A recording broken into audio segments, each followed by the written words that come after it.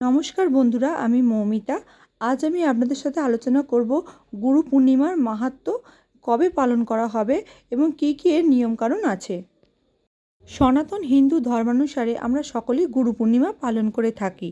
আগামী বৃহস্পতিবার 10ই জুলাই গুরু পূর্ণিমা পালিত হবে।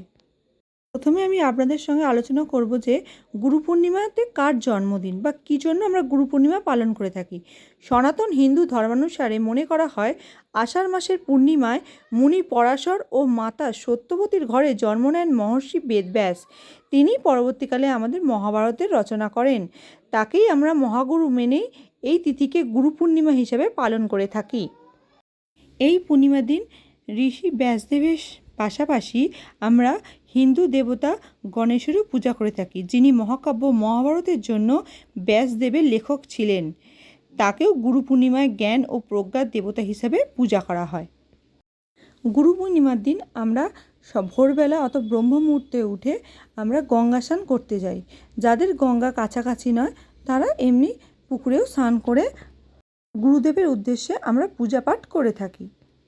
যাদের গুরু দীক্ষা নেওয়া আছে আমরা কি করি, সেই দিন গুরুমন্ত্র উচ্চারণ করে গুরুকে সম্মান প্রদর্শন করি। এই গুরু পূর্ণিমার দিন আমরা গুরুদেবের পাশাপাশি নারায়ণ পুজোও করে থাকি। যে যার মতো করে আমরা আধ্যাত্মিক দেবতারও পূজা করে থাকি। এই দিনে আমরা ভগবান বা গুরুর উদ্দেশ্যে নিরামিষ ভোগ রান্না করি, যেমন লুচি, সুজি, খিচুড়ি, ভাজাভুজি, তরকারি, পায়েস, নানান ধরনের মিষ্টান্ন, দই, গঙ্গাজল, মধু ও শুকনো ফল ইত্যাদি সহযোগে আমরা গুরুদেবকে ও ভগবানের উদ্দেশ্যে পূজা পাঠ করি। এদিন আমরা চরণামৃতিও তৈরি করে যাতে এটা আমরা অর্পণ করতে পারি। পূর্ণিমা চলাকালীন নিরামিষ খাবার খেয়ে আমরা শুদ্ধ থাকি।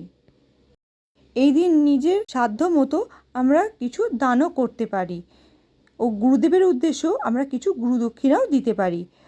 অনেকের মতে এই দিন গৌতম বুদ্ধ প্রতিবৃক্ষের নিচে বুদ্ধজ্ঞান লাভ করেছিলেন, তাই বুদ্ধরাও এই দিন গৌতম বুদ্ধের স্মৃতি স্মরণার্থে পূজাপাঠ করে থাকেন। এই গুরু পূর্ণিমার দিন যদি আপনারা রাত্রিবেলা পূর্ণচন্দ্রের সামনে গঙ্গাজল ও দুধ অর্পণ করে চন্দ্রদেবকে উৎসর্গ করেন, শোনা যায় যে চন্দ্রদোষ থেকেও মুক্তি মেলে।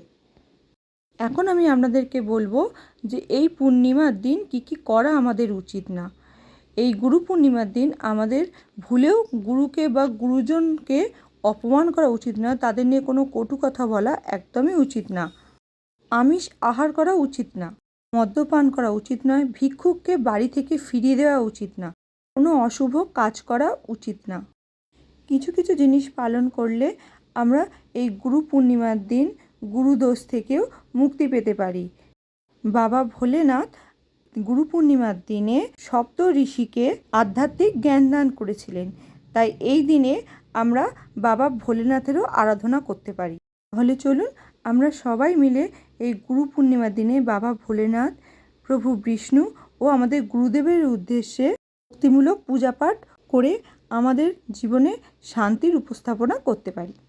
যদি আমার এই ভিডিওটা আপনাদের ভালো লেগে থাকে দয়া করে চ্যানেলটি সাবস্ক্রাইব করে দেবেন ও লাইক করে দেবেন ও ভিডিওটি শেয়ার করে দেবেন।